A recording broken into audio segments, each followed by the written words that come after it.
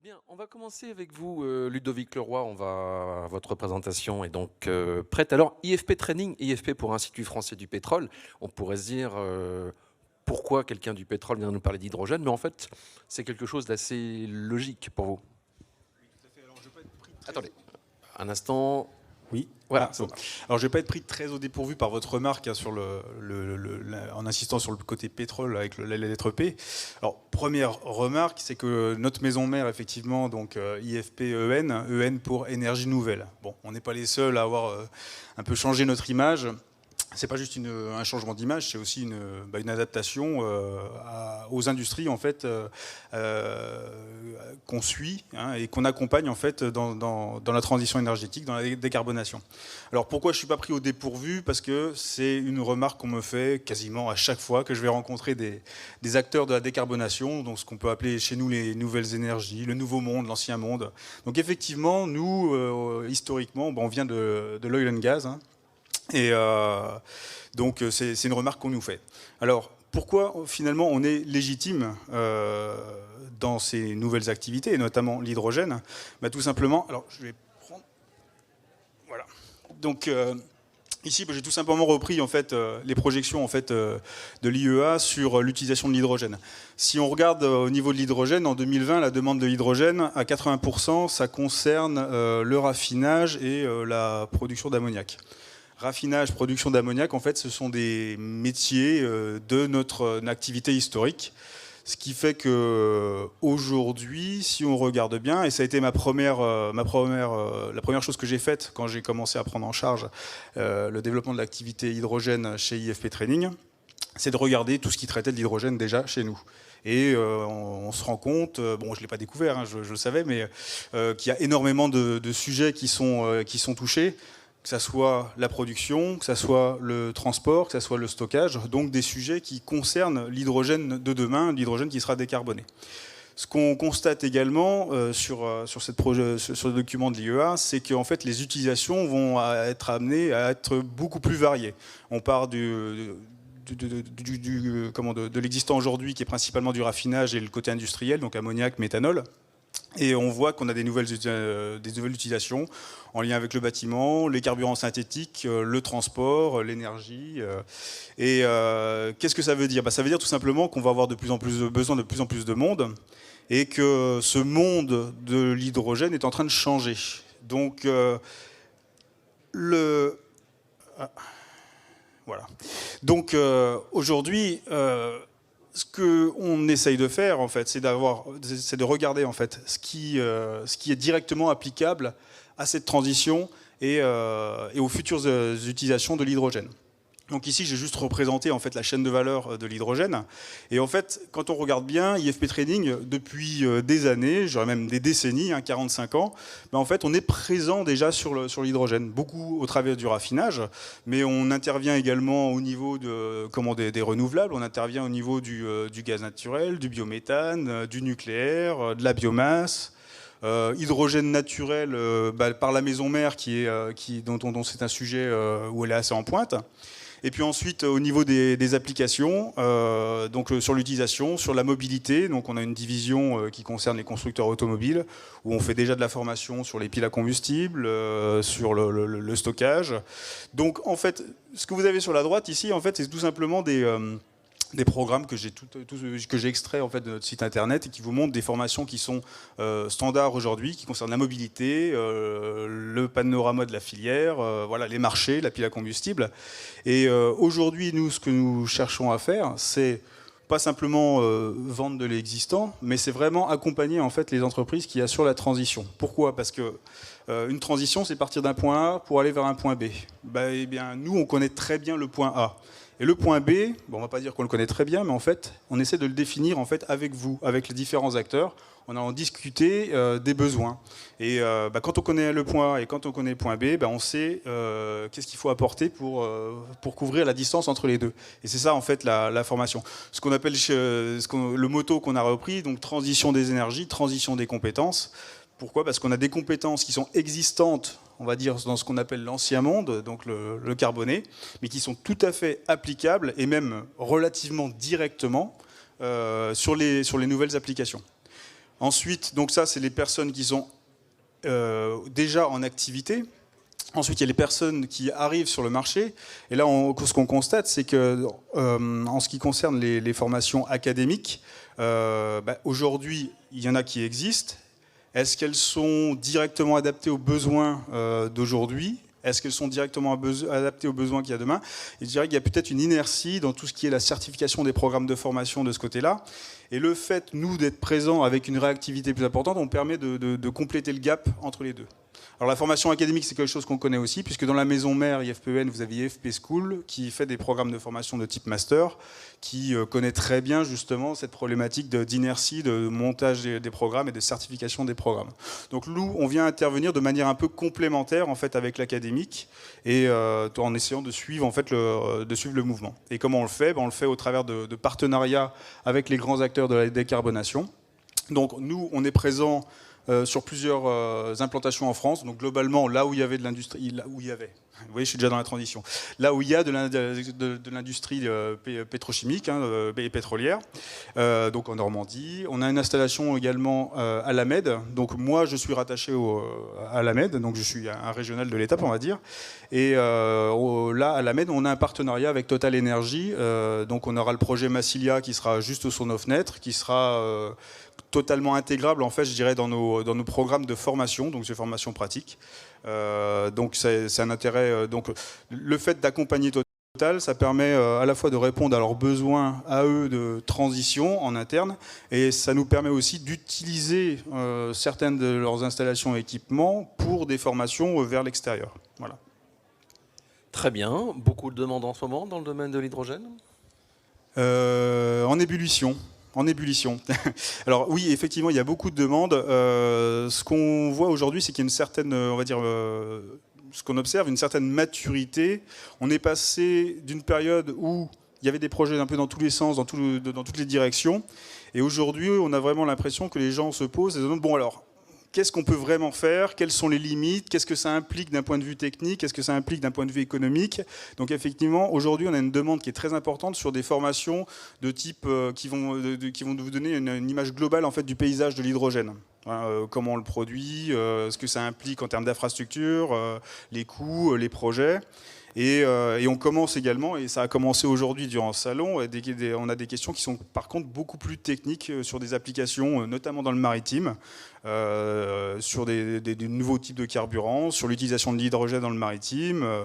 Et là encore, on est assez légitime pour y répondre, puisque le maritime, quand on vient de l'oil and gas, avec tout ce qui est l'activité offshore, c'est un milieu qui nous est pas complètement inconnu. Voilà. Merci. Jean-Philippe ou Arnaud, un commentaire par rapport à cette offre qui vient d'un acteur historique? Je dirais tout simplement qu'on a besoin de tout le monde et on a besoin des énergies du passé pour construire celles du futur. Et donc l'IFP, parce que j'aime à dire l'IFP, c'est quand même une grande maison en France. On dit IFPEN maintenant, c'est mieux. Voilà, mais j'enlève le EN parce qu'on a besoin de l'ancienneté pour créer l'avenir. Et c'est vrai que je trouve ça très intéressant. Je sais qu'il y a beaucoup de formations et je parlerai de Boréa juste après. Et pour recruter, il faut des formations longues, mais aussi des formations courtes, denses et qui puissent mettre tout simplement à niveau certaines personnes qui veulent venir dans le secteur. Donc c'est que on a toujours des bonnes nouvelles quand on se rencontre, je trouve. Alors monsieur était dans le pétrole et le gaz. Vous, c'est plutôt le gaz renouvelable qui est un petit peu votre ADN, si j'ose dire. Tout à fait, Laurent. Voilà. Donc, voilà, je suis ravi d'être ici cet après-midi avec vous, entouré principalement des décideurs de la filière et de cette filière qui va servir cette transition énergétique, parce qu'on en a tous besoin grâce à ce vecteur d'énergie qui est l'hydrogène. La croissance de nos entreprises et de vos entreprises en particulier sont intimement liées aux compétences pour développer vos projets clés. Donc je me présente, Jean-Philippe Burtin, CEO de Boréa. 7 ans dans quelques jours, donc une jeune start-up, comme on peut dire, mais 7 ans d'âge. Donc ça commence à être un bon cru à 7 ans, à ce qui paraît. On devient quasiment jeune maître. Et avec aujourd'hui 15 collaborateurs et collaboratrices. Nous sommes basés à Paris. Nous ouvrons nos bureaux à Bordeaux dans 2 mois, Lyon au mois de septembre, et je tiens à vous dire, parce que c'est tout récent de fin de semaine dernière, en septembre 2023, on devrait être dans un régional de l'étape. Voilà. Je n'ai pas encore officiellement le lieu des bureaux, mais on sera sur Marseille pour être présent sur la région PACA. C'est important. Parce que c'est important d'être présent pour nous sur les territoires.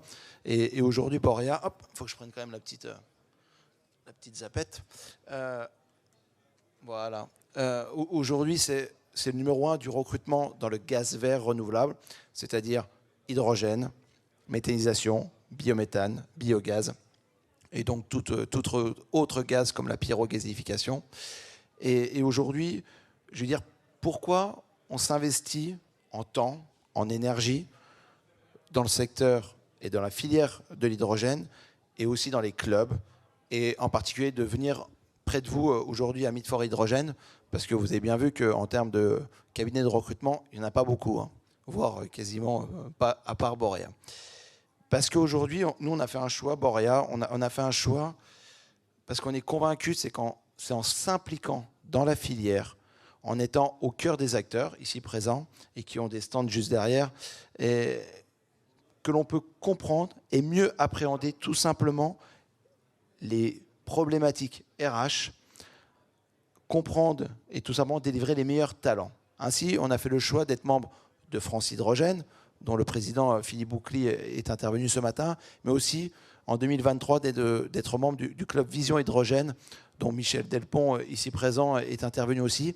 C'est-à-dire qu'aujourd'hui, même un acteur du service, des ressources humaines, de la richesse humaine, doit être acteur de cette filière, donc être présent dans ces clubs.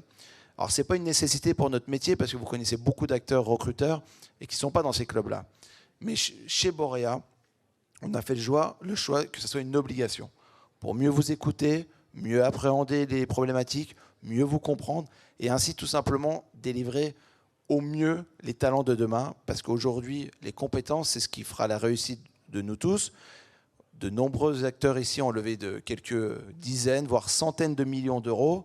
Et c'est dommage quand on construit une belle usine dans des régions telles que le Pays Basque, de se dire, OK, j'ai l'argent, j'ai la techno, j'ai les matériaux, mais je n'ai pas le personnel. Donc il faut que je trouve mon directeur d'usine, il faut que je trouve mon responsable de développement. Donc il faut qu'on soit proche de vous pour mieux vous comprendre et ainsi vous apporter ces compétences-là. Donc voilà un petit peu... je crois que j'avais encore une... Non, aussi, oui, voilà. Un petit peu aussi sur Borea, quand même. Ça montre bien la filière, parce qu'aujourd'hui, on a fait x5 en termes de personnes, x5 en termes de chiffres, x5 en termes d'implantation, parce que voilà, on se met dans les territoires. Et je terminerai sur 3 points, avant de redonner la parole. Aujourd'hui, on a la chance, c'est que l'hydrogène, c'est une énergie des territoires. Et donc, on est très heureux de venir, même si c'était complexe pour arriver à Marseille, mais d'être à Marseille. C'est-à-dire que l'hydrogène, c'est à Marseille, c'est à Lyon, c'est à Pau, c'est à Bordeaux, ça peut même monter à Paris de temps en temps, mais aujourd'hui, c'est dans tous les territoires en France. Donc ça, c'est hyper important. Deuxièmement, on parlait des compétences, et quelqu'un qui est dans l'Assemblée aujourd'hui, je vais juste nommer son prénom, Nadine, m'a dit « Qu'est-ce qu'il faut pour travailler dans l'hydrogène ?» Je lui dis... Et on l'a dit même ensemble, on a dit l'envie. C'est l'envie qu'on a juste besoin. Parce que des formations, on en a à gauche, on en a à droite, on en trouve. Mais si on n'a pas l'envie d'apprendre, ça, on ne pourra pas l'avoir. Donc l'envie, c'est important. Et surtout, c'est qu'aujourd'hui, si on veut une énergie décarbonée en France, eh ben, on sait que l'hydrogène est une des solutions. Je n'ai pas dit la solution, parce qu'après, je vais être au colloque de l'éolien, tout ça, donc je n'ai pas de problème. Mais c'est une des solutions très importantes. Et si on a besoin de l'éolien, du solaire, de la méthanisation, de l'hydrogène, et tout ça lié aux compétences et qui sont multi-énergie. Voilà en quelques mots. Jean-Philippe, le secteur maritime, c'est quelque chose que vous n'adressiez pas encore jusqu'à présent, je crois. Oui, tout à fait. Parce que dans les énergies renouvelables, ce n'était pas à l'ordre du jour. Le Covid a changé énormément le monde sur plein de sujets, mais surtout dans cette transition énergétique. Et aujourd'hui, Borea, on a un sujet de confidentialité, donc on ne dit pas pour qui on travaille, mais on a des grands acteurs du fret qui nous ont appelés l'été dernier en disant, voilà, on a une nouvelle stratégie de transition énergétique sur nos navires, sur notre mobilité aussi, c'est-à-dire sur les quais et de grands ports. Comment on fait pour la décarboner ? il me faut un directeur de la transition énergétique. Et puis après, tous les métiers qui vont être dans l'application. Donc aujourd'hui, c'est un secteur qui a besoin de compétences et donc on va les chercher et on va les former. Et puis heureusement, on a tous les grandes écoles qui sont présents en formation continue et autres qui peuvent nous permettre de faire des transitions et de faire tout simplement passer des personnes qui ont fait 20 ans dans la logistique, je veux dire traditionnelle si je peux dire, avec une formation, avec l'envie, on les passe dans ce domaine-là maritime et ils vont avoir une nouvelle carrière à 45, 50 ans et Dieu sait qu'il y a encore quelques années après 50 ans, je crois. Je crois bien. Donc. Merci pour tout cela. Alors, je vous présente Arnaud Gane qui nous vient de l'Université de Toulouse. Vous êtes chef de projet Génio. Alors, Génio, comment pourrait-on définir ça? C'est un consortium? C'est quoi exactement? Parce qu'en fait, l'idée, c'est de proposer une formation sur l'hydrogène du CAP jusqu'au doctorat, en fédérant beaucoup de partenaires. Oui, alors, ça marche. Oui, bonjour à tous. Donc effectivement, Génio, c'est un projet qui a vocation à répondre à l'ambition de la région Occitanie. Donc la région Occitanie, on l'a vu représentée dans les tables rondes précédentes. C'est une région qui, sur l'hydrogène, se donne les moyens de ses ambitions. On a vu donc le projet Hydromer, l'entreprise LMG. Et donc, pour compléter donc l'émergence de cette filière, on a besoin de s'assurer qu'en face, on va avoir des gens formés et avec les compétences correspondantes pour répondre aux besoins de la filière. Donc le projet Génio, c'est mettre en place toutes les actions possibles pour répondre à cette exigence-là. Je sais pas oui, si vous avez la commande. La petite zapette. Merci beaucoup. Donc ce projet, ici j'ai fait un rapide exposé dans le temps, il s'inscrit bien dans la dynamique régionale. On s'appuie notamment sur un autre projet qui a été financé par la région qui s'appelle le projet Rio, donc qui est un projet sur la recherche, qui est un projet pour faire en sorte que l'Occitanie soit leader dans les projets de recherche. Donc pour quelques chiffres, le projet Rio, c'est 20 établissements d'enseignement supérieur, 30 laboratoires et 200 thèses financées en 10 ans.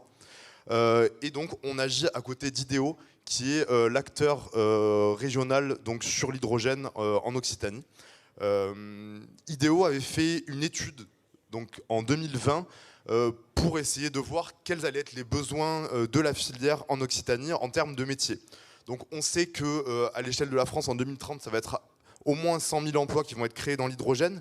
À l'échelle de l'Occitanie, ce qu'on a constaté dans notre étude, c'est que 54% des postes dont on allait avoir besoin étaient en opérateur et 28% étaient en technicien. On ne s'attendait pas à un chiffre aussi important. On pensait que les postes type ingénieur seraient plus représentés. Donc le projet Génio s'est vraiment construit avec cette ambition-là, à savoir qu'on doit répondre, on doit fournir donc des personnes qui sont formées dans des compétences qui d'une part sont déjà existantes, mais sur des métiers qui sont déjà en tension. Donc c'est un assez gros défi. Donc on a été financé, donc le projet Génio, hein, pour le reprendre à la base, en 2022, donc le projet est lancé, on remporte un financement de France 2030, le premier financement hydrogène de l'appel à manifestation d'intérêt, compétences et métiers d'avenir. On est à l'heure actuelle le seul projet à l'échelle d'une région qui est complet sur la formation, qui va donc du CAP au doctorat, et on est doté donc, de 26 millions d'euros, dont la moitié sont financés donc, par l'Agence nationale de la recherche. Voilà, donc ça c'est des infos que j'ai déjà dites. Voilà, donc comment concrètement est-ce qu'on s'y prend pour répondre à cette ambition-là? On a donc monté un consortium qui regroupe 26 partenaires financés qui portent chacun des actions pour la mise en œuvre de cet objectif, arriver à répondre aux besoins de formation en Occitanie. Donc on a des partenaires académiques, on a des partenaires de l'enseignement supérieur, des partenaires institutionnels et des partenaires socio-économiques. Dans l'académique, donc, on a tous les lycées de la région qui sont impliqués, certains qui sont plus directement impliqués, notamment les plateformes technologiques, les campus des métiers et des qualifications.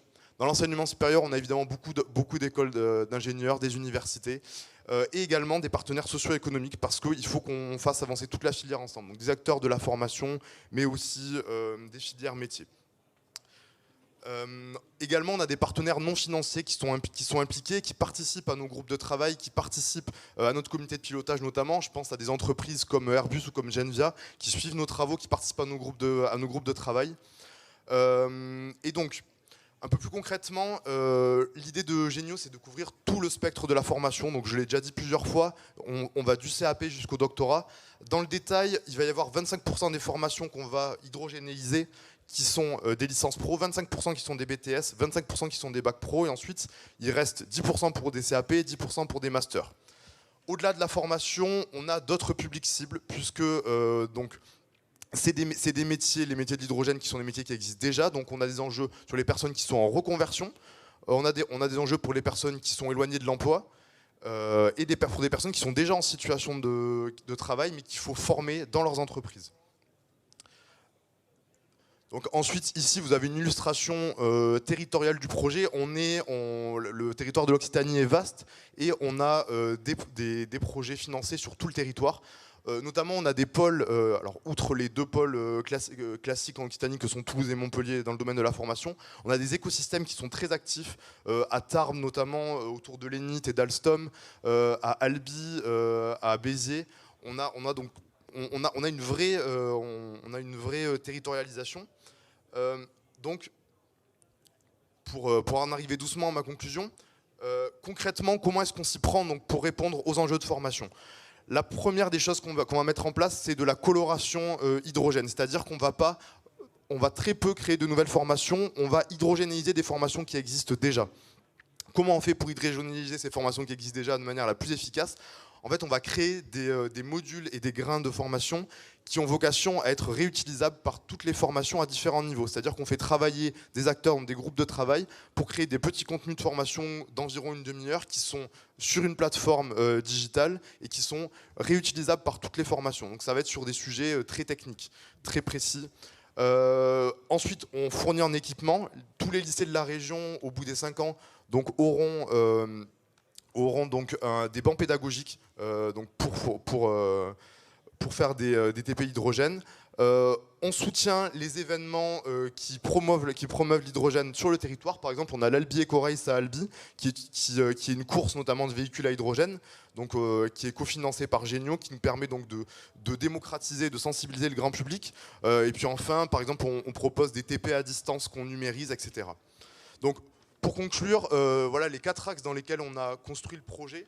La première chose, c'est donc le développement de formation en tant que tel. Donc un chiffre, c'est 18 000 personnes qui vont être formées d'ici à 2027 en Occitanie. La deuxième chose, c'est donc former des formateurs, c'est-à-dire des référents hydrogène dans les établissements qui pourront former leurs collègues ainsi que leurs élèves. Donc là, on va en former 1500 sur les 5 années. La troisième chose, faire la promotion des métiers. Donc on l'a dit, les métiers hydrogène sont des métiers qui sont déjà en tension, donc on va avoir un gros enjeu sur l'orientation. Donc pour ça, il y a l'Albi Eco Race dont je vous ai déjà parlé. Il va y avoir 27 000 personnes qui vont être sensibilisées, notamment des collégiens. Et ensuite, on participe aux différents salons de l'orientation pour faire connaître ces métiers, pour faire passer un message aux jeunes. C'est des métiers d'avenir. Il y a de l'avenir dedans. Il va y avoir des postes et des belles évolutions, des belles carrières à créer là-dedans. Et enfin, la dernière chose, un observatoire donc, qui est là pour mettre à jour les besoins en métiers et en compétences, donc en lien avec le monde socio-économique, pour s'assurer que les formations et les orientations qu'on prend donc, dans la création de formations et de contenu correspondent bien aux besoins du monde socio-économique. Voilà. Merci Arnaud. Ce qui est vrai, c'est qu'il y a plein de domaines où l'hydrogène va devenir une priorité. Et pour en revenir à cette région de Toulouse, il y a l'aéronautique, par exemple, qui sera un levier puissant prochainement. Alors oui, tout à fait. On a effectivement l'aéronautique qui est un gros sujet pour nous sur Toulouse. Et d'ailleurs, à ce sujet de l'aéronautique, on a donc la toute première formation hydrogène qui a été créée donc sur Toulouse. La première formation donc va sortir en mai. Donc c'est une formation qui est co-organisée par l'ISAE Supaéro et par Capgemini. Et donc qui forment des professionnels, des gens qui sont déjà professionnels dans l'aéronautique pour leur donner tout simplement une coloration hydrogène à leur profil. Voilà. Merci. Qu'est-ce que ça vous inspire, cette initiative, qui apparemment est une première en France, je crois, non ? Géniaux. C'est le cas pour... alors, l'appel à manifestation d'intérêt auquel on a répondu est encore ouvert, donc probablement que d'autres régions vont y répondre. Pour le moment, on est les seuls à avoir répondu sur un projet qui concerne tout le spectre de la formation et tous les domaines de la filière. Bah, ça m'inspire surtout, c'est que ça confirme que l'hydrogène, c'est une énergie des territoires. Alors, toutes les régions vont avoir un dynamisme différent, mais là, on voit bien que ça a été pris vraiment à bras-le-corps, ce sujet de la formation, de former. Après, je dirais un chiffre, parce que j'ai entendu 27 000 personnes qui seront formées. On l'espère, parce que si on se réfère au guide qui a sorti France Hydrogène, en 2030, c'est 100 000 emplois dans l'hydrogène. Aujourd'hui, si je suis pas trop, mes chiffres sont pas trop mauvais, on doit être pas mal de 6 000, 6 500 emplois directs dans l'hydrogène en France. On sera à 100 000. Donc automatiquement, qu'on a besoin de formateurs, d'experts et de donner envie aux jeunes générations et aux générations d'avant Covid, comme je dis, d'aller dans l'hydrogène parce qu'il y a énormément d'opportunités, de belles carrières. Et avant de donner la parole à mon voisin, je dis toujours l'avantage dans les énergies renouvelables, et en particulier dans l'hydrogène, c'est qu'on rentre par un bout, on en ressort par un autre, on est passé par des points complètement non pensables au début, parce qu'il y a de l'innovation. Et l'innovation ici, chaque année, qu'on soit à Meet for Hydrogène entre Toulon et aujourd'hui, il y a énormément d'innovation.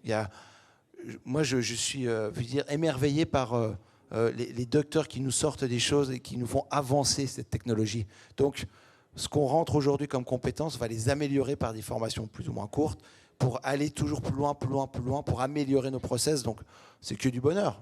L'avenir est devant nous, hein. Moi, je tiens à vous le dire. Hein. Alors, moi, je peux que m'en réjouir en fait, de constater en fait, qu'on va créer en fait, des talents avec des formations initiales, donc du CAP au doctorat. Je peux que m'en réjouir parce qu'en fait, c'est des futurs clients pour moi aussi. C'est-à-dire que ces gens vont être formés avec une formation initiale, et puis après, il y a tout le suivi de leur carrière. Donc avec du rafraîchissement à faire, et quand on travaille dans la formation, on sait très bien que le rafraîchissement régulier est nécessaire.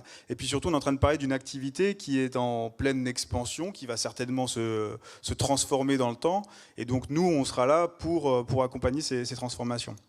Je voudrais juste rajouter aussi, donc là on a parlé d'initiatives très régionales. Donc là nous sommes à Marseille, qui est une façade maritime qui est ouverte sur un autre continent qui est l'Afrique. Je tenais juste à signaler que nous, en fait, on est présent au niveau mondial, mais principalement Afrique, Moyen-Orient. Tout le monde sait en fait que l'Europe a prévu, certains de nos voisins européens ont prévu d'apporter énormément d'hydrogène. Donc il y a des pays d'Afrique en fait qui ont perçu cette opportunité de développement. Et donc on est déjà présent en fait avec ces pays-là. Je pense notamment à des projets en Mauritanie, Namibie.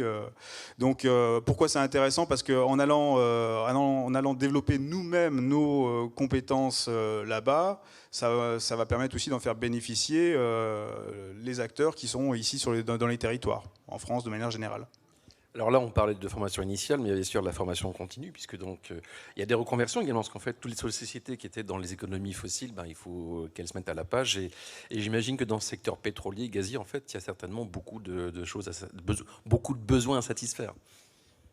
Alors au niveau au niveau de ce qu'on appelait la transition des compétences, alors effectivement on constate qu'il y a différentes populations. Donc vous avez des grands énergéticiens historiquement oil and gas, on va pas donner de nom, mais qui eux aussi se transforment et donc ont besoin de former en interne, de faire évoluer en interne leur personnel. Et puis aussi il y a aussi toute une partie, notamment on va dire plutôt des populations assez jeunes, avec une conscience écologique qui pour certains ne se voient pas travailler dans l'oil and gas et veulent absolument aller travailler dans les énergies renouvelables, même si vous le savez, je l'ai expliqué, les deux ne sont pas incompatibles. Il y a une membrane poreuse, un peu comme dans les équipements qu'on utilise pour produire de l'hydrogène. Donc, on est là pour les accompagner. Donc c'est également une opportunité pour nous. C'est une population qui est importante à former. Arnaud Gane, les jeunes, l'hydrogène, ça leur parle aujourd'hui ? Bah, écoutez, donc pas plus tard que la semaine dernière, j'étais donc sur un salon TAF à Montpellier. Le salon TAF, c'est le salon organisé par la région Occitanie, donc à destination donc, notamment des jeunes et des personnes en reconversion. Bien son nom en tout cas. Ça leur, là pour le coup, ça leur parle ça. C'est ça, ça porte bien son nom. Et donc on avait une petite, on avait un premier petit pavillon hydrogène, donc avec des entreprises et où également j'ai fait une courte présentation.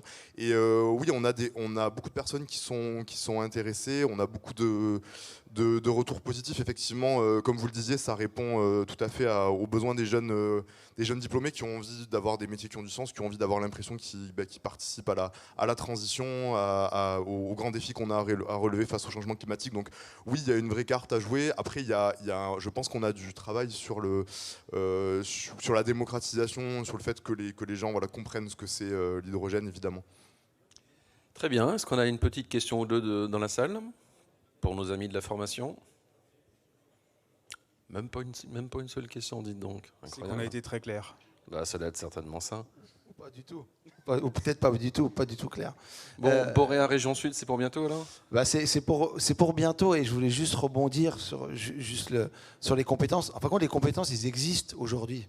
C'est pour ça que des QHSE, des cost controllers, des ingénieurs projets, des ingénieurs en électricité, en automatisme, on les a. Il faut juste bien les former à la technologie de l'hydrogène. Donc, franchement, il y a tout à faire. Et Boréa, c'est pour bientôt, ça c'est sûr et certain.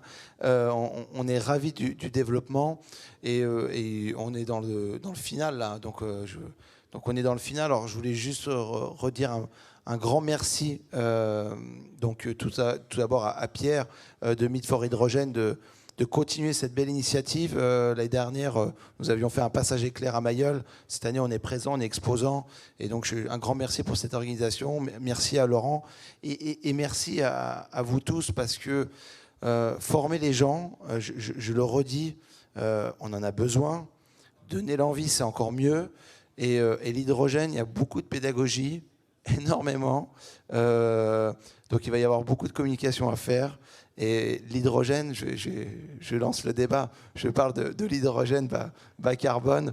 Comme ça, au moins, je lance le débat. Parce que je pense qu'on a besoin d'une hydrogène qui puisse amener des solutions. Après, le détail de comment vient l'hydrogène, ça sera un autre sujet. Mais je voulais juste lancer le débat. Je sais que c'est un débat où on en a parlé la semaine dernière au ministère. Mais c'est important, c'est-à-dire qu'on a besoin de tout le monde. Et c'est pour ça, quand je vois l'IFPEN, voilà. On a besoin des énergéticiens qui font cette transition. Bon, avec l'envie, en tout cas, je vois que Johnny Hallyday a été précurseur, sans le savoir, dans le domaine de l'hydrogène. Merci à Jean-Philippe Burtin, à Ludovic Leroy et bien sûr à Arnaud Gann. Merci à eux.